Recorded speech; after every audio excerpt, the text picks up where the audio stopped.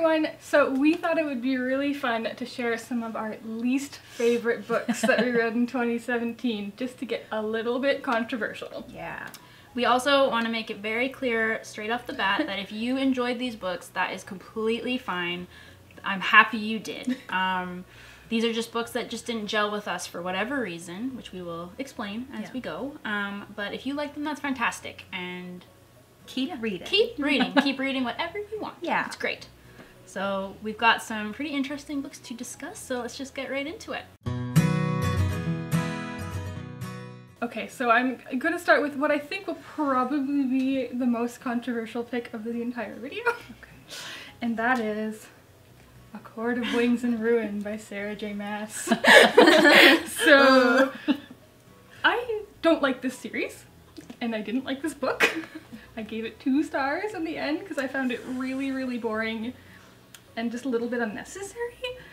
I understand why people like this series. Like, but it's just really not my cup of tea. Okay. I'm not huge into fairies and things like that. So, I probably shouldn't have finished the series. Like, like you knew as you were going that you weren't enjoying it. I knew that I wasn't going to love this book, but I just like felt like I had to like finish off the arc. And I think it's also probably, like a case too of like everyone in the YA community was reading this series, and if you didn't read it, you definitely would have felt left out, I think. Yeah, like that's the only reason I picked it up initially, is because I felt like everybody had read it, and I was like, what am I missing? So I picked it up, and they're really quick reads for how big they are. Like, you do like keep turning the pages, but it just wasn't for me. So I'm sorry. And if you loved it, that's wonderful. Yeah, like we wish that you loved it. I wish that I loved it. Okay. Sally? The first one on my list was Trail by Meika Hashimoto. This is one that I was really excited for because it was sort of marketed as like wild for the middle grade community, but from a boy's point of view. I loved wild. I really like survival stories, but this one felt like there was a lot of product placement in it. Oh, like weird. This is not what I thought you were gonna say. Yeah. I'll get to the actual story in a second, but there was like constant mentions to like REI and like the brand of granola bar and things like that. All this outdoor gear. Outdoor gear, and it Like every time it happened, I was instantly like, what? Like, it just completely took me out of the story. So for me, that was definitely a downside to I wonder if I don't think that product placement works in books quite like it would in a movie. Because you're not drawn, like in a movie, if you notice it, it's not like part of Yeah, you'll dialogue, see it, but right? it's not like, unless it's like right I mean, in your sometimes face. it's done badly, but Yeah. Yeah. So that was my biggest critique of Trail. I think had that not been there, I might not have been quite so critical of the story itself, but because I was continually drawn out of the story, I was also like, it never got to the point that I wanted it to. It never went quite as deep as I wanted it to. Right. So never quite as invested in Exactly. the plot itself. Yeah. He kept getting ripped out of it. that's so interesting. Yeah, that's weird. I've not heard that either. happening before. Yeah, it was bizarre. So that was my number 1. Yeah. I kind of feel that way in YA books when like they use such relevant pop culture references. It doesn't necessarily like make me dislike the book or really take me out of it, but I often wonder if that book is going to have holding power for future readers, because it's like It sort of locks it into a time period Yeah. that may not be relevant even next year. Exactly. Yeah. So, yeah. With like different social media platforms That too, too. I see that a lot. Yeah. And I know that social media is a big part of our lives, and it would be kind of weird to have a book about teens, especially without it mentioning, but it still takes me out of the story for whatever reason. Yeah. Unless it's done really well in like text message form or something, but I definitely notice now more so like if I read a book that was published in the 2000s and they're talking about like their flip phones and things like this, I'm like, whoa, throwback. Yeah. And so I mean, it's interesting. And for some reason when I read books that are older than like, you know, the 2000s, I don't feel like you notice it as much. Yeah. I don't know if it's just like Might be because technology that's when changed so we quickly, or grew up as well. yeah, maybe. Who knows? Anyways. And like there are lots of YA books, contemporary YA books that don't mention that, even though they're set in present day, and I much prefer that. But it's just interesting. Yeah. So my first pick is a little bit controversial too. I know this is very well loved by billions of people, and that book is Milk and Honey by Rupi Kaur. I picked this up. I mean, this was because of hype. Like, this was everywhere. And I thought it was okay, but I felt like if I had read this book at a different point in my life, like maybe my late teens, early 20s, this would have been life-changing. But just where I am right now, I'm pretty settled. I'm pretty, like, not 100% sure of myself. I don't know if anyone ever is, but, like, I'm settled. Like, this is a lot, I feel like, finding yourself as a person and a woman, and I think that a lot of people like this for good reason, but it just didn't get me like I wanted it to. There was like certain lines that I found really powerful, but as a whole, definitely not my favorite poetry collection. But I'm very grateful that I did read it, because it kind of just reopened my mind to the fact that I really enjoy poetry. So after I read this, I went out and bought a whole bunch of other poetry books. So I'm grateful for that. I think it's cool that she was such a success and like started this whole new trend of enjoying poetry again and making it a cool thing to be into, because that it's kind of lost for a long time, I feel like. And now, so even though I didn't like it, I'm glad I read it, but won't be buying more. I would really like to borrow that one from you. You can make up my own mind. Yes, take it. Cool. Okay, next up. So this one, I know a lot of people are very torn about, and that is This Darkness Mine by Mindy McGinnis. This book is very weird. Like I've never heard of this one. It's very weird. It's about a girl who absorbed her twin in the womb, and then her twin like starts to come back and like control her. It's as weird as it sounds. It's very weird, and I know, like, and I knew this going in that people either love it and think it's really good, or they're like, no, not for me, I don't like this, and I fell in the latter. And like, I like weird. Usually I'm good with weird, but this took things too far for me. I didn't like it. I love Mindy McGinnis. I've read a lot of her other books and enjoyed them, but this one, not my cup of tea. And I fell into the camp of really quite liking it, but I absolutely understand why someone would hate it. Like, it is a weird book. It's very weird. Twisted.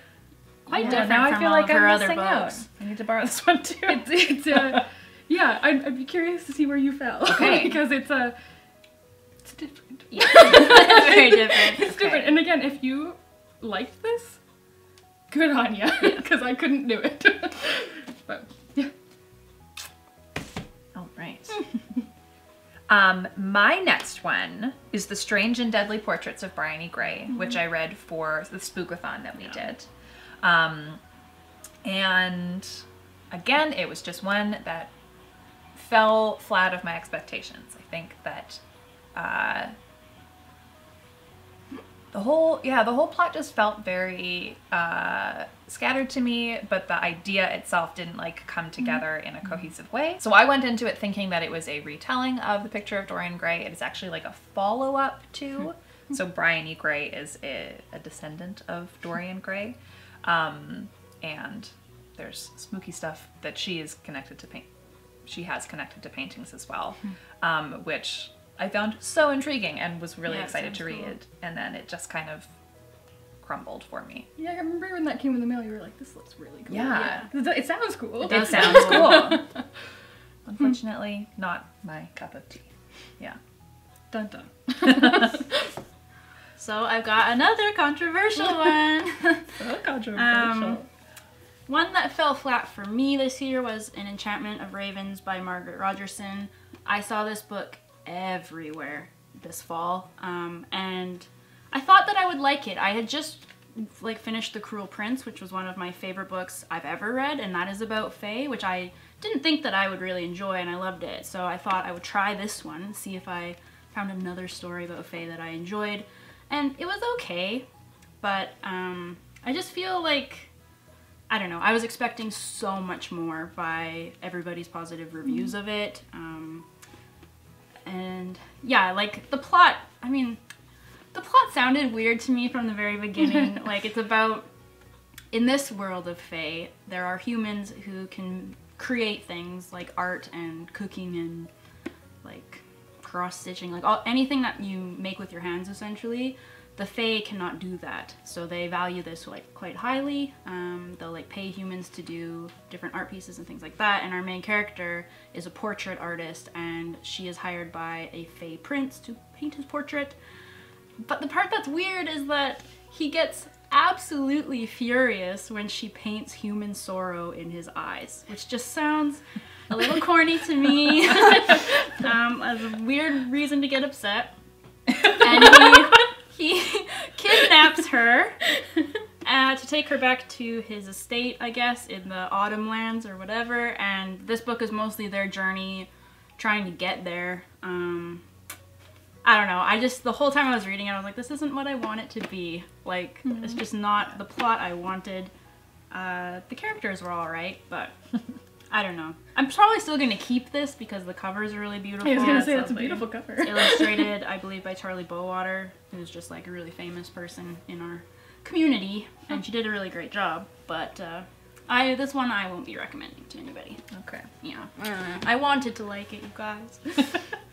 Now this was one that my dad gave to me, and it looks like, I think it's his copy from. Oh, don't watch this, Dad. 70s. Sorry, Dad. And that is Zen and the Art of Motorcycle Maintenance. My dad loves this book, and this book just it makes me a little bit mad. So it's very, first of all, it's very preachy. Like, it's fiction, but it's also, like, have you read, like, the Celestine Prophecy and stuff like that? Like, it's, like, it's fiction with a mission. Right. So, like, it's trying to, like, you know, I think, an inquiry into values is the subtitle here. And it's, like, I have a history growing up with motorcycles. I know a lot about motorcycles. I've been on motorcycle trips. So cool. I know. Oh yeah, with my dad. Still cool. Still cool. So like, I was like, okay, I'll give this a shot for you, Dad. And it's just very much like a book about men being men for men, and what is a woman. Like, I think there's only a couple female characters in here, and they're awful. It's like the cheating wife, and like, it's like, I just really didn't like this. And I told my dad too. When I finished, I called my dad, and I was like, the book is awful. So we have I'm not gonna hold back. We have a difference of opinion on this one. It was written in the mid-70s. It's dated. Reads like it was written in the mid-70s. It's shocking. Like, I've not read it. It's just shocking. I shouldn't actually be shocked because, come on, people haven't written women well in a long time. But it's such a famous book. That's the thing that I guess surprises me. Like, I wonder. Like, I think like it's about a father and a son too. Like, it's his young son is with him on this journey, and just wouldn't recommend for a young woman. Okay. Or a woman. Or maybe not even. Maybe not a man. Maybe not I even a wouldn't man. I wouldn't recommend it for a man either. Yeah. But I think especially if you're a girl reading this, you're like, what? Yeah, you don't need that in your life. Yeah, so I don't. No, it's a classic. Not all classics need to be classics It's anymore. true. No. We can put We this can move one on. away. Yeah. Okay. So, I like that it's pink though. That's weird. Yeah. All right, done with that one. I love all these like old 70s paperbacks that don't even have like ISBNs or anything on the back. My parents have so many of them. This one cost $2.50. Yeah. Nice. Yeah. Cool. Very good. My next one is Spirit Hunters by Ellen O. Now this one, I actually did enjoy. Karina made a huge amount of fun of me over this book, and then I made her read it, and she came around to me. But I just thought it was way too scary for a middle grade book. It was marketed as an 8 to 12-year-old middle grade, and I read it, and it like scared the living daylights out of me. And then I told Karina that, and she called me a chicken because I am a notorious chicken. She can't even read a Goosebumps. Okay, Well, anyways. I think I could now. I just didn't for Sure. Spookathon, even though I said I would. But look, I can watch horror movies more than I ever could when I was a kid. I have gotten over a lot of my scaredy cat humps. But this one, it was really, really scary. And then I made her read it, and she agreed. Totally There agree. was a couple of scenes in particular that were just like... This isn't a spoiler, but there's a scene where the ghost, like, possesses her brother to hurt her with a metal fire truck and, like, slices her. Like, the ladder slices her hand, and he's And there's like... blood, like- It's awful! It's so scary! It's really messed up. The book itself I thought was well written. I feel like it just should have been aged up, and then you could make it scarier, and you could... It's tricky, I guess, because the characters are young, like they're children. yeah. But you can hard, you know, there's Make her a couple novels that years are older, children. or... Yeah. I don't know. There's a way to do it. Yeah. If you are 8 to 12 and you like really scary books, or your kid does, Maybe. That Give are it a scarier shot. than Goosebumps. definitely scary with Definitely Goosebumps. scary But yeah, with be Goosebumps. forewarned. Yeah, could have some sleepless nights in your future. Did you? Yeah, it's okay, Sally. Maybe I The ghost isn't real. Uh, Okay, so the next one for me is Dash and Lily's Book of Dares by David Levithan and Rachel Cohn, which I read because Corey and Crystal really liked it, and tons of people like this book.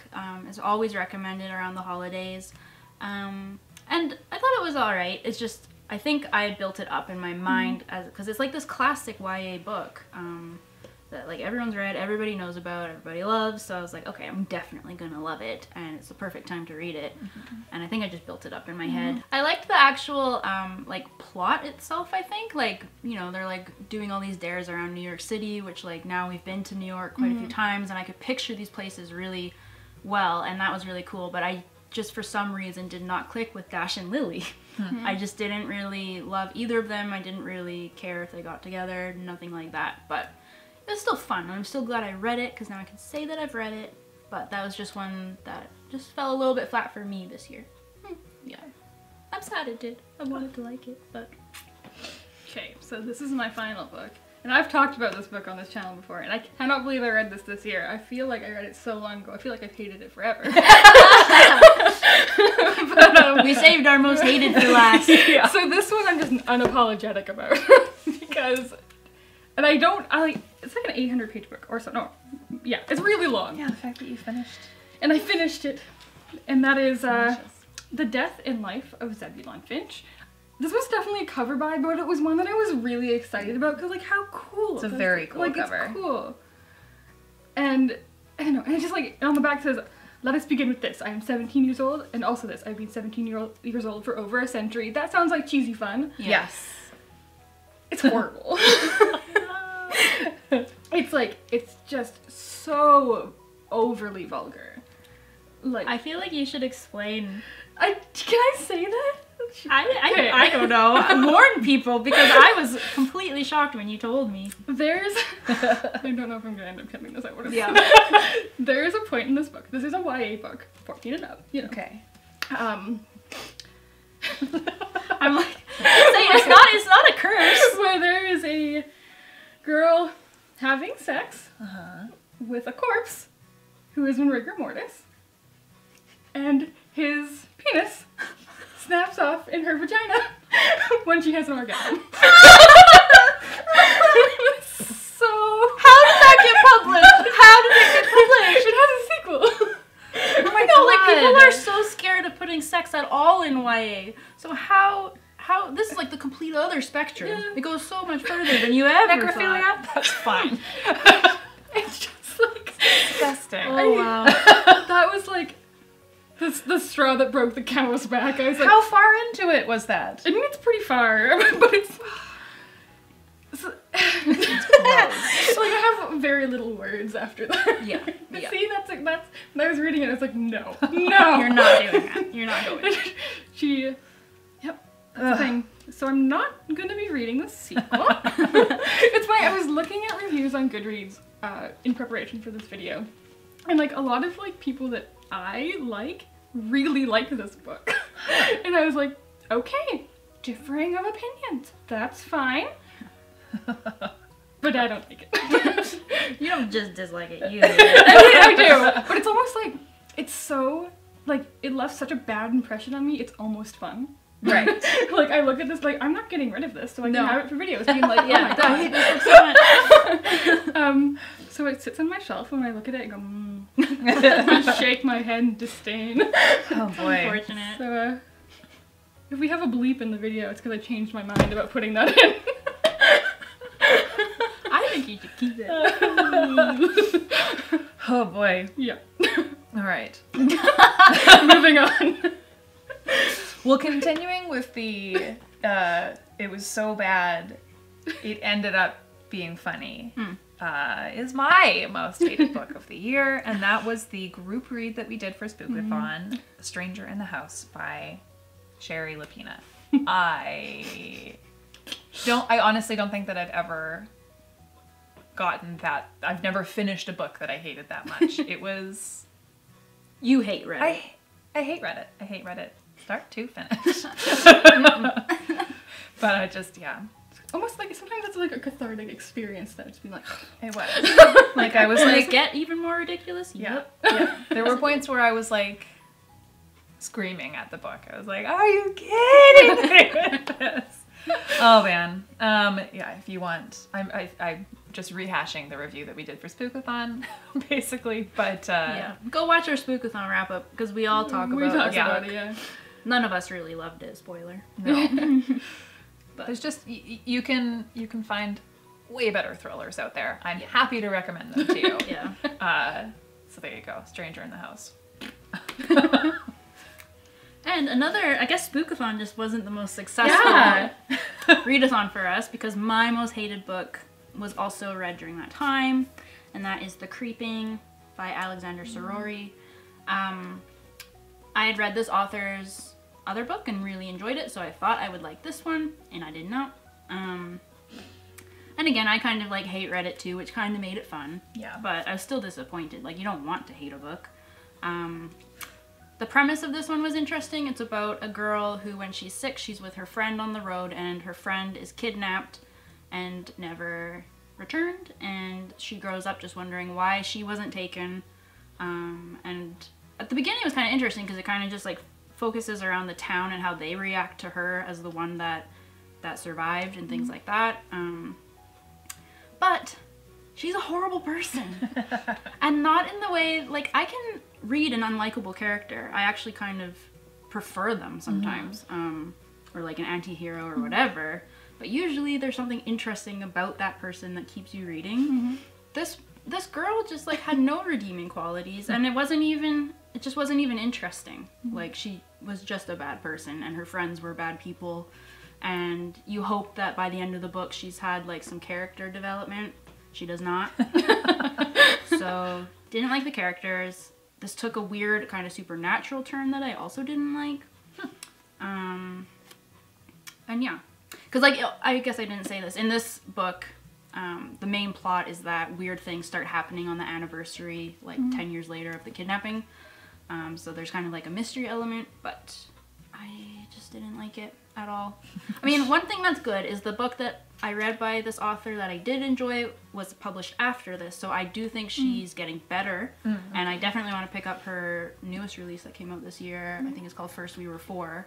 Heard good things about that one, so I just want to stress, I have nothing against this author, just this book was not for me. I didn't like it at all.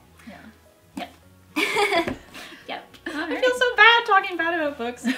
Alright, so those were our least favorite books of 2017. We'd love to hear what books you guys didn't like. It's always kind of fun to hear other people's opinions, especially if they're controversial or like, you know, the majority of people like them. I always enjoy hearing the other side of that. So please let us know in the comments. And to reiterate, if you liked any of the books that we discussed in this video, that is totally fine. Please don't hate us. We just have, it's just a different opinion. It'd be boring if everybody enjoyed all of the same things and disliked all the same things. So I think it's always fun to discuss this. And it's books like these that remind us of all the amazing books we've read as well. Absolutely. So you can't appreciate the awesome books without a few duds in there. That's true. It was hard for me to find 4 that I like. Yeah. Not a couple of them were easy. But, yeah, of all the books I read this year, I would say definitely the majority was For fantastic. Sure. Same. Awesome. Well, if you guys like seeing these unpopular opinion videos, and we know that you do, everybody likes unpopular opinions, please give this video a big thumbs up and subscribe to our channel. Thanks so much for watching, happy reading, and thanks for being awesome. Bye! Bye.